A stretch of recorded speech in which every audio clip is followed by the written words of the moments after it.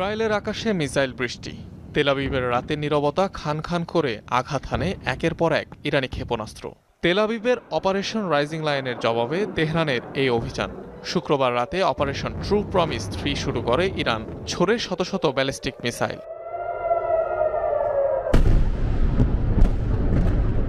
Israeli ভূখণ্ডে ইরানের চলমান অভিযানকে এখন পর্যন্ত সবচেয়ে কার্যকর আখ্যা দিচ্ছে তেহরান।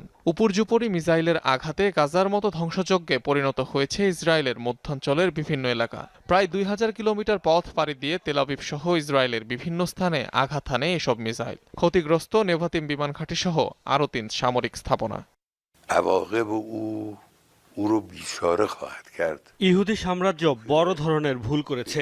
ইনশাল্লাহ এই কর্মকাণ্ড তাদের ধ্বংস ডেকে আনবে। আমাদের সশস্ত্র বাহিনী প্রস্তুত। দেশের সব কর্মকর্তা ও জনগণ দৃঢ়ভাবে সশস্ত্র বাহিনীর